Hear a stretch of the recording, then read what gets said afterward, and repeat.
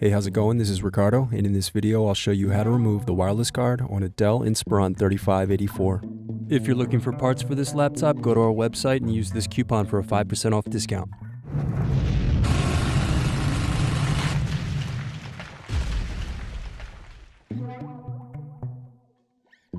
First unscrew, then use fingers to remove base cover.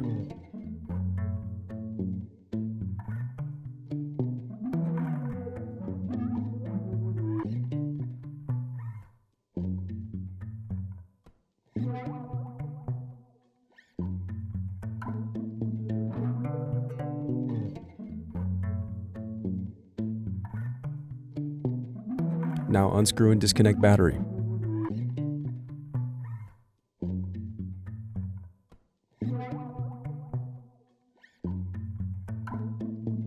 Next, unscrew, then disconnect bracket and wireless card.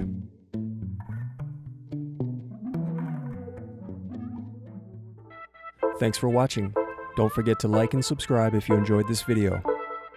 And if you need more, check out this playlist to watch other tutorials for your laptop. You can also click here to find parts for your laptop at partspeople.com.